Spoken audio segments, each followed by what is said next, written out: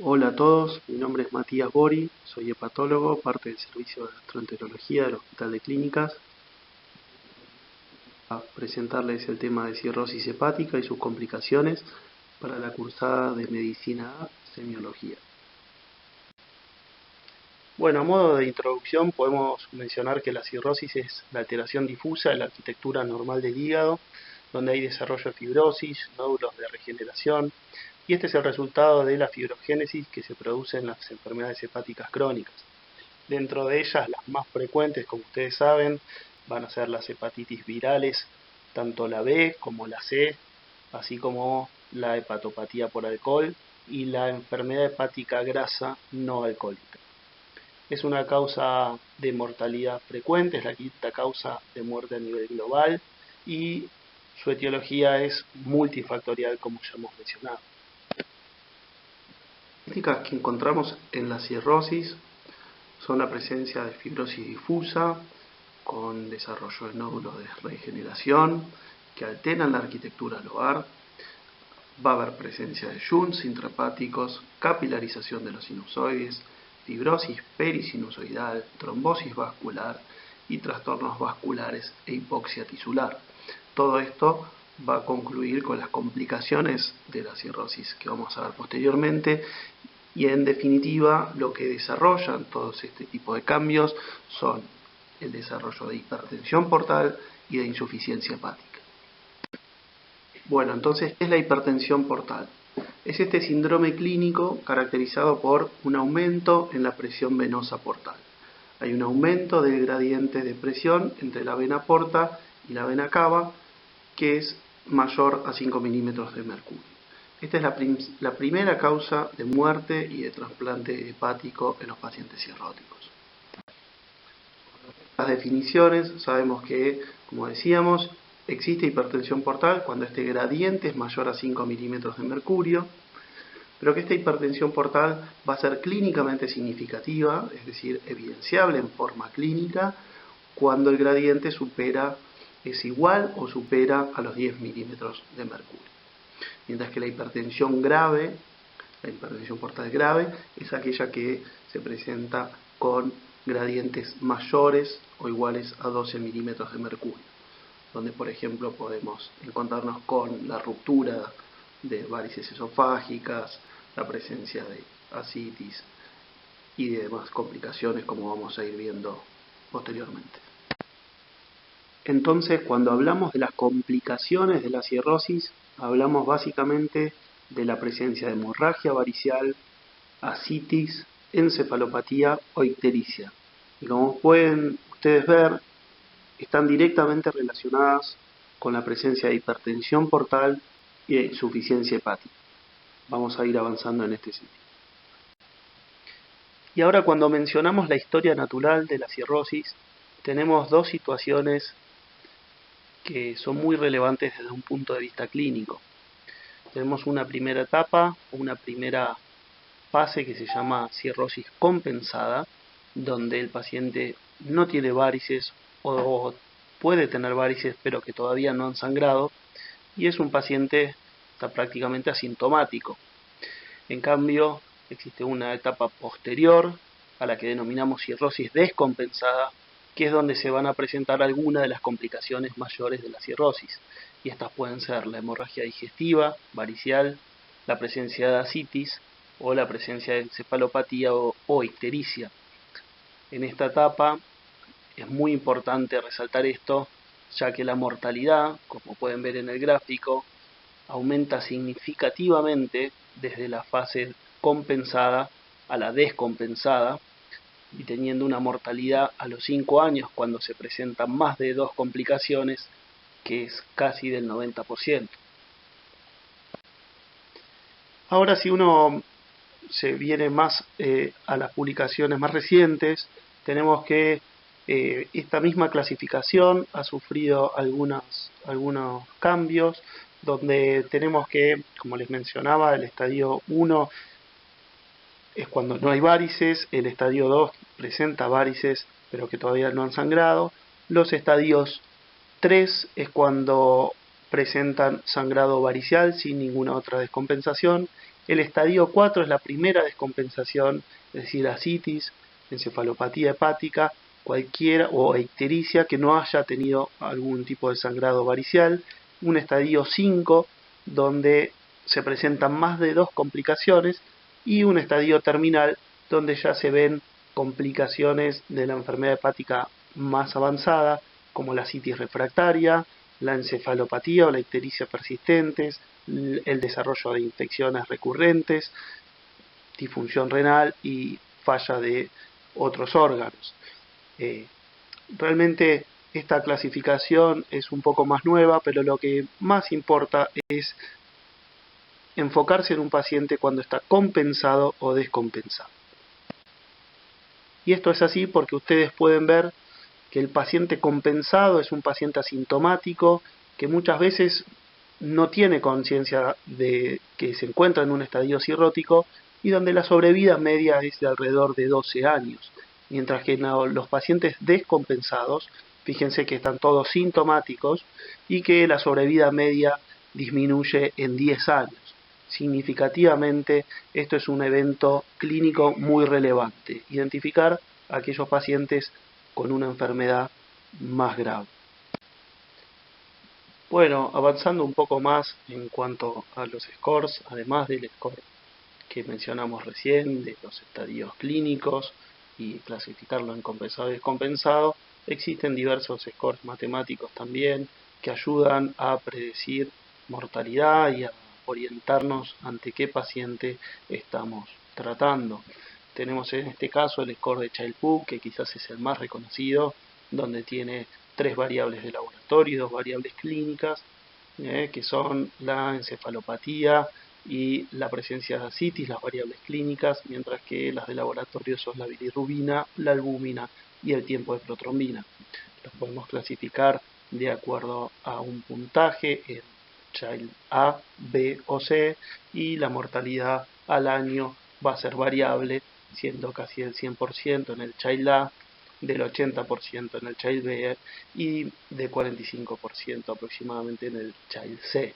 Esto también nos ayuda y también es muy útil el score en diversas situaciones clínicas como ante la indicación de una cirugía o ante, digamos, la, el tratamiento de un hepatocarcinoma, de un cáncer de hígado o diversas situaciones que ya iremos mencionando.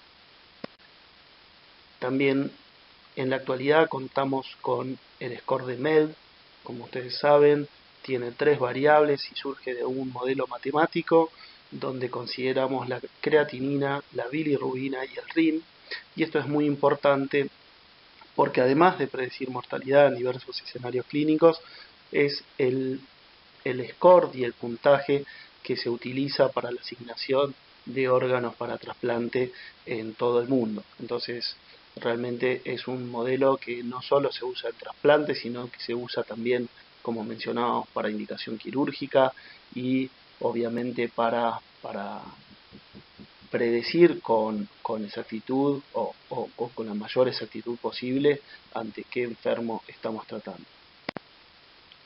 Entonces, a modo de resumen de la historia natural de la hepatopatía crónica, tenemos que existe esta enfermedad hepática crónica, donde progresivamente va a haber un aumento de la fibrosis y con el tiempo desarrollo de hipertensión portal, que va a traer a la cirrosis en principio en una etapa compensada y donde posteriormente se pueden desarrollar las complicaciones de esta, que son la hemorragia, la ascitis, la encefalopatía o la ictericia. Con el tiempo, este deterioro de la función hepática junto al desarrollo de hipertensión portal van a traer complicaciones tardías como el resangrado, la ascitis que se vuelve refractaria al tratamiento, existe múltiples procesos infecciosos, desarrollo de peritonitis bacteriana, en fin, varios procesos infecciosos asociados a esta fase tardía, el síndrome hepatorrenal, que es esta afectación renal que se produce relacionado a la ascitis, la hipertensión portal, y donde el paciente, llegado a esta etapa, si no se trasplanta, posiblemente termine falleciendo al poco tiempo. La situación grave que siempre solemos ver en cualquier estadio de la cirrosis es la presencia del carcinoma hepatocelular. Avanzando entonces con las complicaciones, ahora nos vamos a centrar en las tres grandes complicaciones de la cirrosis, que son la hemorragia varicial, la citis y la encefalopatía.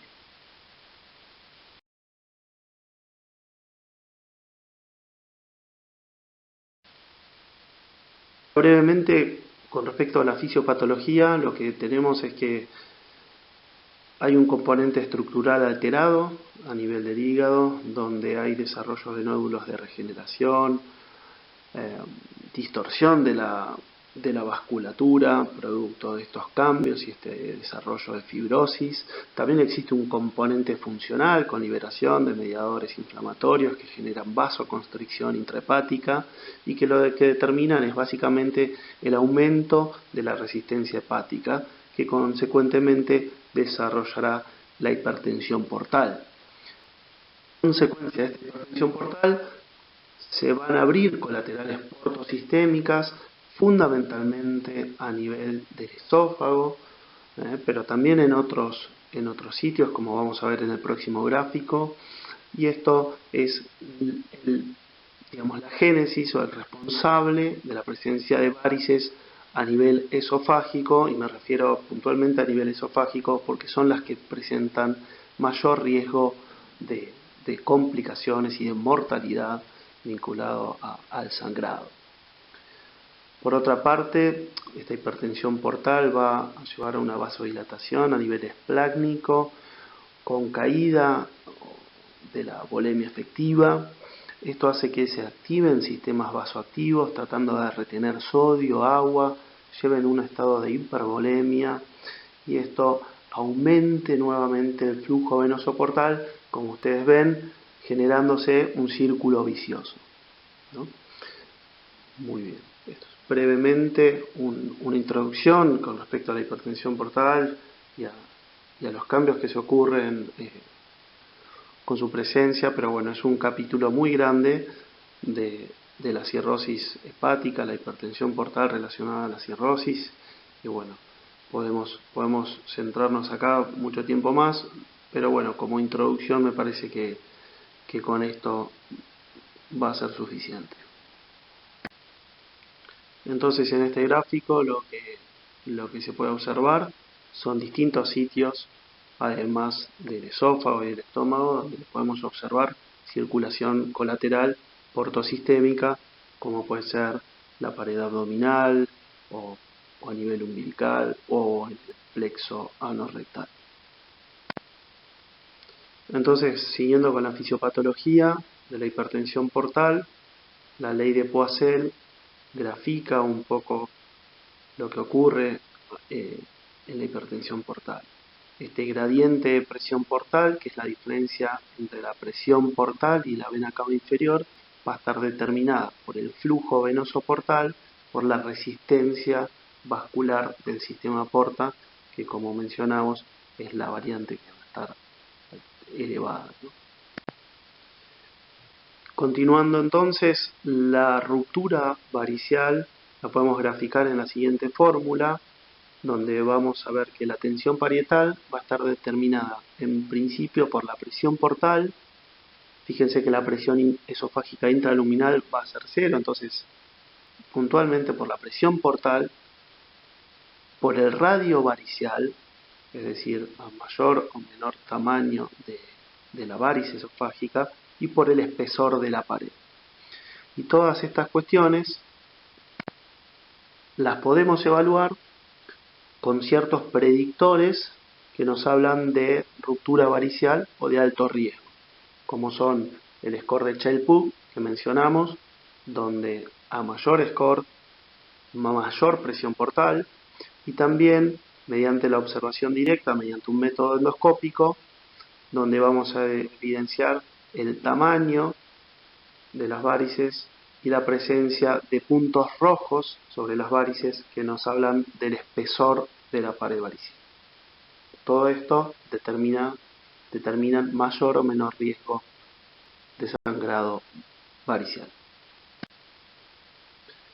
Entonces, resumiendo un poco las cuestiones vinculadas a la hipertensión portal, dijimos que hay hipertensión portal cuando este gradiente de presión venosa hepática es mayor a 5 milímetros de mercurio, que existe una hipertensión portal que es clínicamente significativa, donde ocurren las manifestaciones clínicas, que cuando este gradiente supera el valor de 10 milímetros de mercurio, y que es grave cuando es mayor o igual a 12 milímetros de mercurio.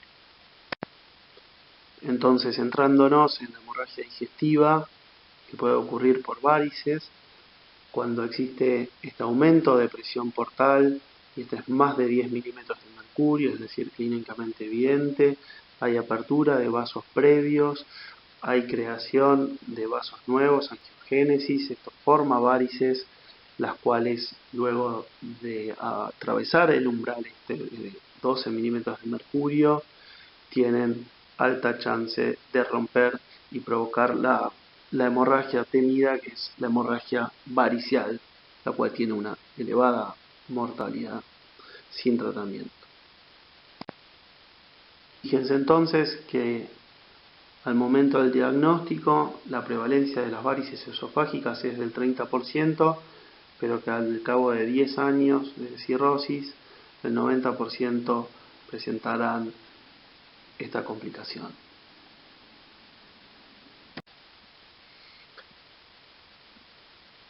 Entonces, la ruptura fundamentalmente de las varices esofágicas es algo a tener muy en cuenta, es una complicación mayor con alta mortalidad, tiene una mortalidad a las 6 semanas del 15 al 25%,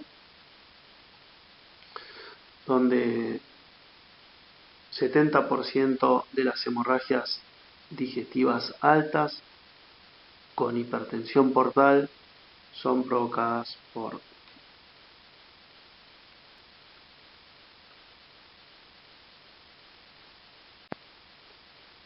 Entonces, para el diagnóstico de las varices esofágicas, si bien existen otros métodos que nos permiten estimar la presencia de ellas y algunos cálculos para estimar el riesgo de sangrado, realmente el gold standard para el diagnóstico es la endoscopía digestiva alta.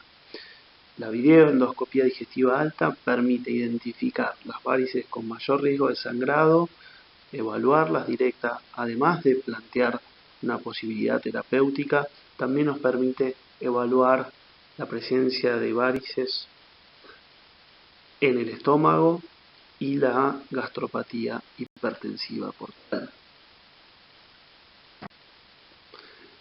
Entonces, ¿a quién le deberíamos realizar una videoendoscopía digestiva alta en forma de screening? Bueno, a todo paciente cirrótico y a todos los pacientes que presenten una descompensación. Tenemos que siempre tener en cuenta dónde están estas varices, qué tamaño tienen, si hay signos de sangrado o no. Y, por supuesto, cuando no hay varices en el método de screening, pero persiste el factor etiológico o aparece una descompensación nueva, debemos repetir el estudio en forma anual.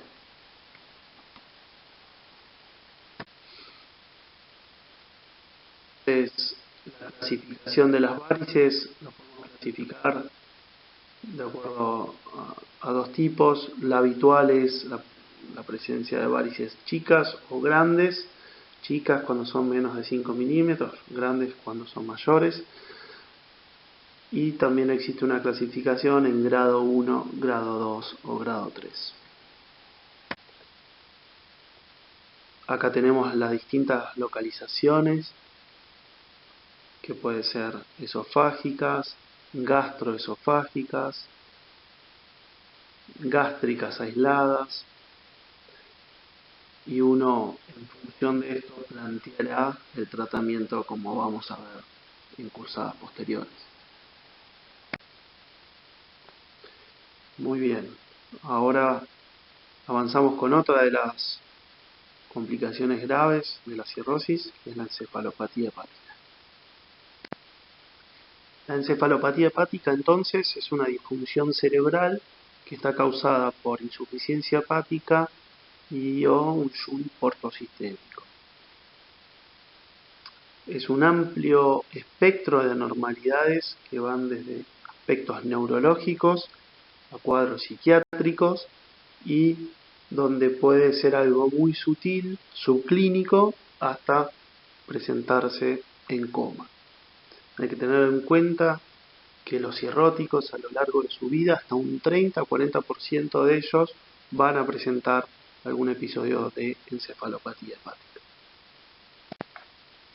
Entonces, brevemente, con respecto a la patogénesis de la encefalopatía hepática, podemos decir que los productos nitrogenados provocados por el metabolismo de las bacterias a nivel intestinal van a llegar a la circulación, van a llegar al hígado, donde producto de una menor síntesis por un hígado cirrótico y la presencia de shunts ortosistémicos, estos compuestos nitrogenados van a alcanzar la circulación sistémica. Van a llegar al sistema nervioso, donde a nivel neuronal van a generar su efecto directo, tóxico, y también va a estar, por supuesto, esta situación va a colaborar a esta situación diversas otras, como la inflamación sistémica, que se suele ver en estos pacientes, por ejemplo, durante la presencia de infecciones. Va a colaborar la medicación que reciben estos pacientes, cuadros de demencia previos o trastornos cognitivos, y una menor masa muscular que se observa en estos pacientes cirróticos, que actúa muchas veces de buffer de estos compuestos nitrogenados y que al no estarla, bueno, o al estar depresionada, mejor dicho, va a colaborar con la perpetuación, la continuidad de la encefalopatía. Ahora, con respecto a la historia natural de la encefalopatía, vemos que tenemos un paciente inicialmente sin complicaciones, donde posteriormente entrará en una etapa donde existe una encefalopatía hepática, pero está encubierta, es decir, que no es evidenciable o los cambios son tan sutiles que son solamente evidenciables ante complejos test diagnósticos y que, como vamos a ver, no se hacen en forma rutinaria, para posteriormente pasar a una etapa de encefalopatía manifiesta, donde va a ir de cambios progresivos, como alteración del ritmo sueño-vigilia, posteriormente desarrollo de flapping, estupor, hasta pudiendo llegar al coma, ¿no? Todo esto se da a lo largo de la historia natural de los pacientes con cirrosis y encefalopatía hepática. Sabemos, como decíamos previamente, que el primer episodio tiene muy mal pronóstico y anuncia la descompensación de la enfermedad hepática. Fíjense que el riesgo de recurrencia también al mes es del 40%, es decir, que es una enfermedad realmente muy difícil de manejar en varias situaciones. Con respecto a la clasificación, tenemos que la podemos clasificar de acuerdo a la enfermedad de base en tres tipos. Tipo A, cuando está relacionada a insuficiencia hepática aguda. Tipo B, cuando hay una asociación con una derivación portosistémica o con un shunt portosistémico. El tipo C, que es la más frecuente, que es la provocada en la cirrosis hepática. De acuerdo a la gravedad de las manifestaciones, como vamos a ver, nos vamos a basar con los criterios de Weishaven y algunos otros. De acuerdo a la evolución en el tiempo, la podemos clasificar en episódica, esporádica o persistente, y de acuerdo a si tiene factores precipitantes en precipitada y no precipitada. Ahora, avanzando un poco con la clasificación de Weishaven y la clasificación del Grupo Internacional de Encefalopatía Hepática, clasifican esta enfermedad en mínima o de grado 1, que se corresponde con una encefalopatía encubierta, como mencionábamos previamente, que es aquella que no es evidenciable clínicamente, donde la vamos a ver en test neuropsicológicos, en pruebas de pruebas funcionales o de velocidad de reacción o test neurofisiológicos.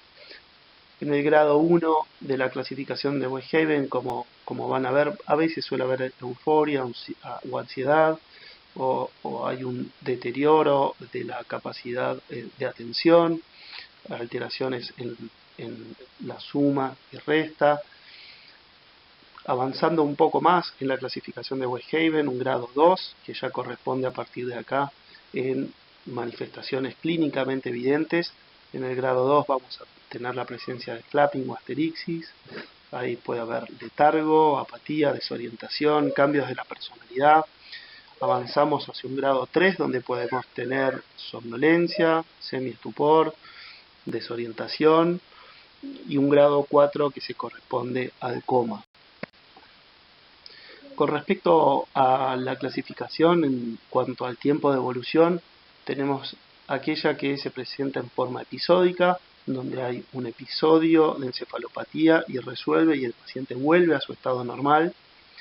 Aquella que es recurrente, es decir, que hay un episodio que vuelve a su estatus normal, pero que esto recurre en intervalos menores a 6 meses. Y por último, una encefalopatía que es persistente, donde existe un episodio de encefalopatía donde uno lo trata, vuelve el paciente a recuperarse, pero nunca vuelve a un estatus basal, sino que siempre va fluctuando el grado de encefalopatía. Con respecto a los eventos precipitantes, esto sí es muy importante que lo sepan. Las infecciones en los eventos episódicos son la principal causa de desarrollo de encefalopatía hepática. La siguen los sangrados gastrointestinales, el mal uso de diuréticos, los trastornos hidroelectrolíticos y la constipación. Fíjense que varía un poco el orden en cuanto a las causas durante la encefalopatía recurrente, pero siempre, ¿no?, los trastornos, los cuadros infecciosos, los trastornos hidroelectrolíticos, la constipación, los diuréticos, están todos presentes como eventos precipitantes que uno debe ir a buscar ante todo paciente con encefalopatía hepática. Ahora bien, a modo de resumen de la clasificación, cuando uno debe presentar un paciente con estas características, deberíamos decir que es un paciente cirrótico, que tuvo flapping y que fue presentado este episodio en forma única, secundario a una infección. Debemos decir que es un paciente, por ejemplo, con una encefalopatía hepática tipo C, de grado 2, episódica y con un evento precipitante que puede ser un cuadro infeccioso. Esto es importante no solamente para orientarse frente al paciente, saber que uno ha analizado correctamente las causas y ante qué tipo de encefalopatía se presenta, sino que también nos sirve para comunicarnos con nuestros colegas y que tengan rápidamente una idea de qué es lo que le está ocurriendo a nuestro paciente. Con respecto al diagnóstico de la encefalopatía hepática, no existe un consenso claro para su diagnóstico, ya que esta es una situación que es de diagnóstico de exclusión, es decir, que en muchas situaciones nos valdremos de una tomografía para estudiar causas estructurales posibles. No debemos olvidar el riesgo de traumatismos en este tipo de pacientes o hematomas subdurales. No debemos olvidarnos de las causas farmacológicas, de las intoxicaciones, y obviamente que el paciente debe presentar una enfermedad hepática previa con un shunt portosistémico. Vamos a clasificarlo de acuerdo a las características clínicas, como hemos mencionado. También identificaremos los factores precipitantes y nos valdremos de test neuropsicológicos, puntualmente en aquellos pacientes que uno busque identificar un caso de encefalopatía mínima que puede traer consigo riesgo, como podría ser el caso de pilotos o de gente que maneje operaria pesada, donde realmente debemos asegurarnos que no va a haber ninguna disminución la velocidad de ejecución de alguna maniobra, de alguna tarea, y que pongan en riesgo a terceros. Esa sería una indicación para estudiar a un paciente con encefalopatía mínima. Pero habitualmente los test neuropsicológicos están reservados para situaciones puntuales. Con respecto al dosaje de amonio, sabemos que depende mucho de cómo se toma la muestra y la validez que le podamos dar. Es un test que no es específico, que está elevado en otros escenarios, por lo tanto tiene una confiabilidad limitada.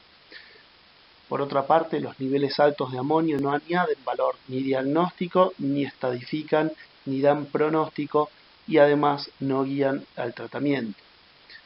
Por ende, el diagnóstico de encefalopatía por medio del dosaje de amonio no es algo que se haga en forma rutinaria ni que tampoco podamos establecer la validez de sus resultados.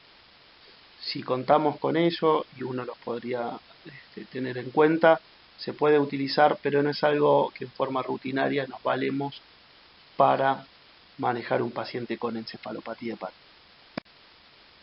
Continuamos ahora con la última de las complicaciones de la cirrosis hepática, que es la ascitis. Quizás la más relevante o la que mayor mortalidad presenta en relación a la cirrosis hepática. Entonces, primero, con respecto a la definición de ascitis, lo que tenemos que decir es que es la acumulación de líquido libre en la cavidad peritoneal.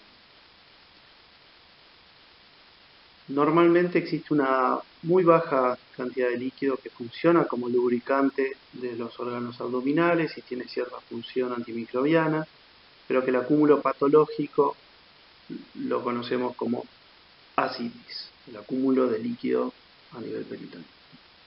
Las causas, como vamos a ir viendo, son múltiples. Las más frecuentes van a estar vinculadas a la hipertensión portal y entre ellas principalmente a la cirrosis hepática. Otras vinculadas a la hipertensión portal podrían ser la insuficiencia cardíaca, por ejemplo, o la obstrucción al tracto o al flujo de las suprahepáticas, como en el caso del síndrome de Budd-Chiari, o también otras causas que no estén vinculadas a la hipertensión portal, como pueden ser causas neoplásicas, enfermedad peritoneal, causas infecciosas y otras causas menos frecuentes como causas endémicas con serositis y demás que ya vamos a ir viendo. En cuanto a la fisiopatología, el ascitis, lo que vamos a tener es que existe una capilarización de los sinusoides hepáticos, que habitualmente son sinusoides que poseen poros. Esto, con el avance de la cirrosis, con la distorsión de la histoarquitectura, con el acúmulo de colágeno en el espacio de Bicet, esto va a provocar una disminución de la permeabilidad vascular y en consecuencia un aumento de la presión hidrostática a nivel portal. En forma retrógrada, esto va a determinar aumento de la presión hidrostática en los capilares espláticos.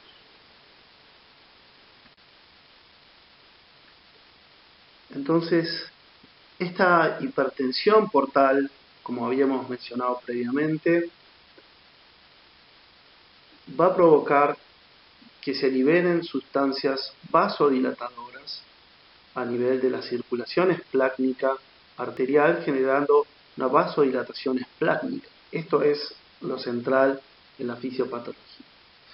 Esta vasodilatación esplácnica va a ser censada como una hipovolemia efectiva, como ya habíamos mencionado previamente, donde el estímulo de varoreceptores activarán el sistema renina-angiotensina, sistema nervioso simpático y la hormona antidiurética, logrando así la retención de agua y sodio.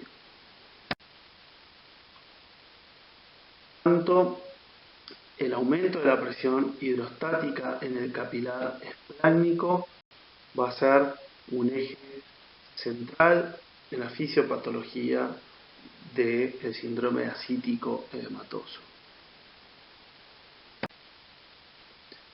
Este aumento de la presión hidrostática en el capilar esplácnico va a llevar a una extravasación de líquido al intersticio. Este líquido que se extravasa es reabsorbido por el sistema linfático. Este sistema linfático tiene una capacidad de absorción de 1 litro a casi 1,5 litros por día. Una vez que la cantidad de líquido que se filtra es mayor que la capacidad del conducto torácico de drenar la linfa, va a existir acúmulo en la cavidad abdominal, acúmulo de líquido en la cavidad abdominal, que es entonces lo que denominamos ascitis. Con respecto al diagnóstico de ascitis, nos vamos a valer del interrogatorio, por supuesto, con la presencia o los antecedentes de enfermedades hepáticas crónicas o de otras causas, como sirviendo que nos orienten si tiene alguna patología sistémica, si tiene insuficiencia cardíaca, si tiene algún cuadro infeccioso acompañante. El paciente, vamos a interrogar los síntomas, podemos tener pacientes asintomáticos o pacientes gravemente o con síntomas graves como puede ser la disnea asociada a ascitis de gran volumen, o la presencia de saciedad precoz o dolor abdominal también es algo característico.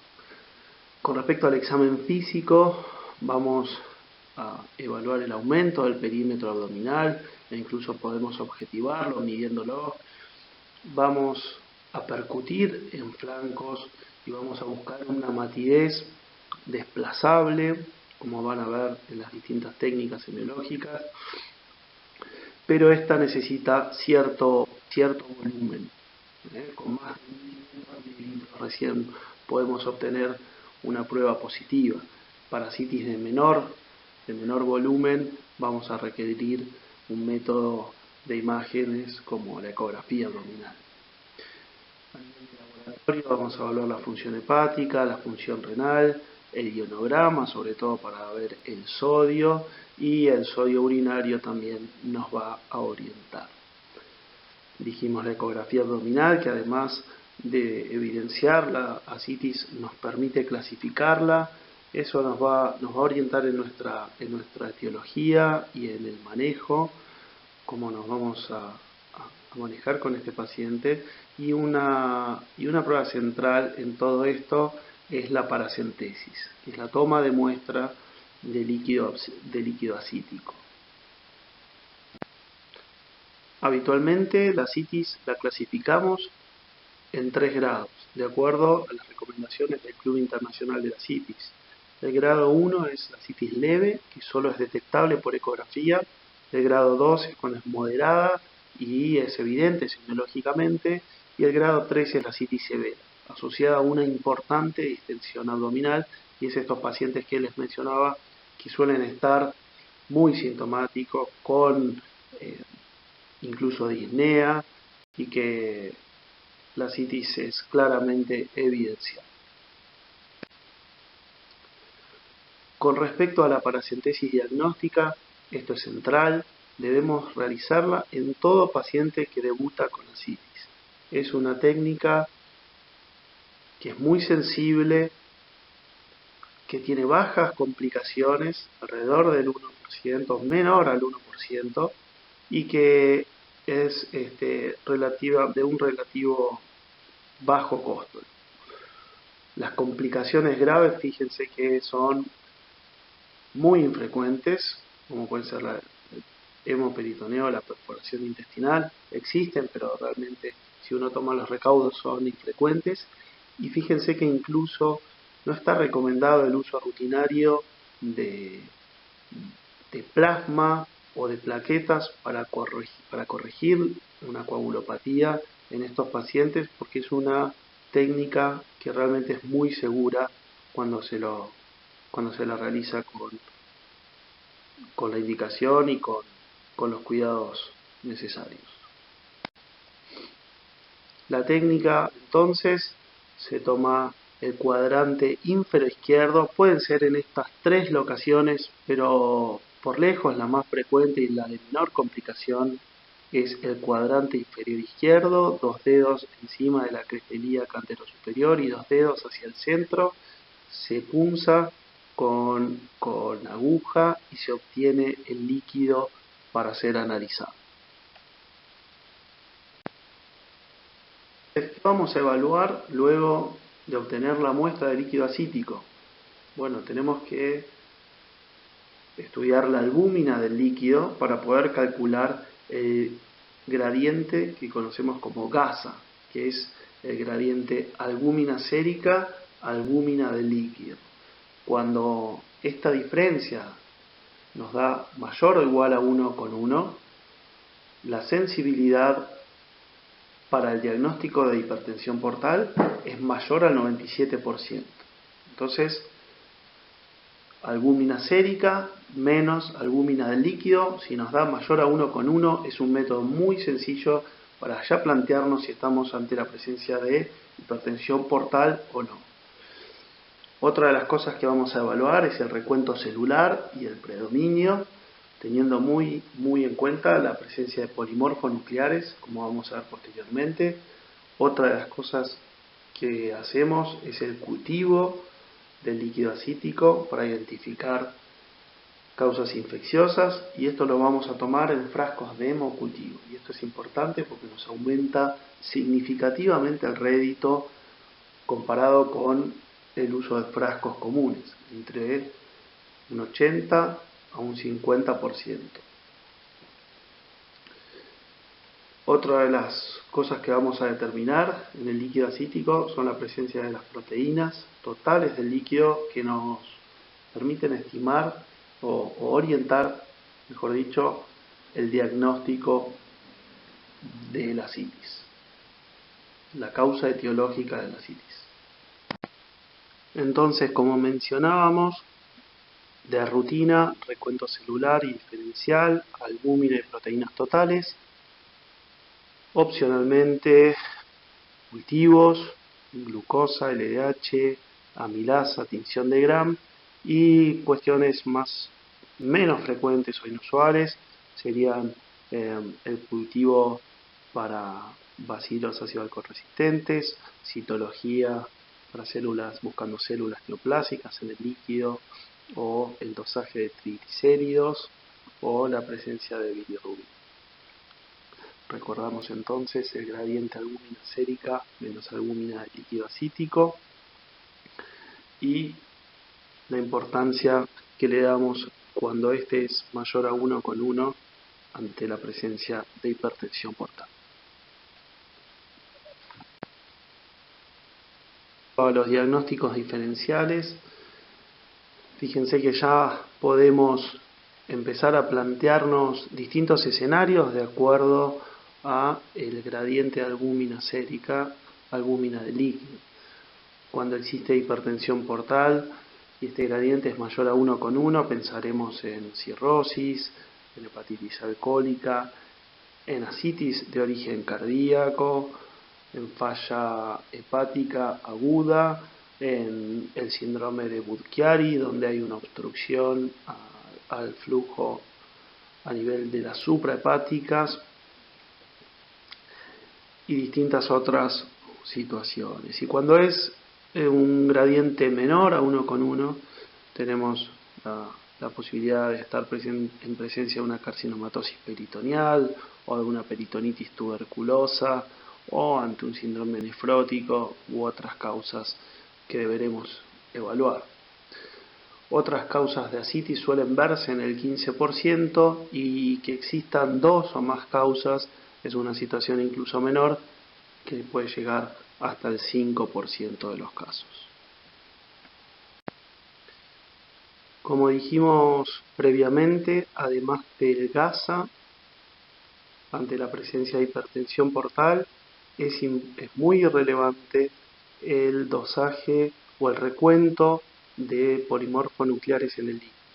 Cuando este es menor a 250 células por centímetro cúbico, hablamos de una asitis no complicada y cuando este dosaje de polimorfos nucleares es mayor a 250, estamos ante la presencia de una peritonitis bacteriana espontánea, que es una infección del líquido acítico con elevada mortalidad si es que no se trata. Por eso es importante su diagnóstico temprano para darle un tratamiento acorde. La peritonitis bacteriana espontánea entonces es una complicación de los pacientes con ascitis con una mortalidad del 90% sin tratamiento. Tiene una prevalencia elevada, sobre todo en pacientes cirróticos internados y donde los gérmenes que se observan habitualmente son la E. coli, la Klebsiella y el Streptococcus pneumoniae. Todo esto iremos avanzando posteriormente. Por el momento vamos a llegar hasta acá, son temas muy grandes. Tratamos de abordar las cuestiones centrales para posteriormente ir profundizando y avanzando en más detalle lo que respecta a la cirrosis y a sus complicaciones. Desde ya muchas gracias, les agradezco su atención y les deseo que todos estén muy bien. Un saludo.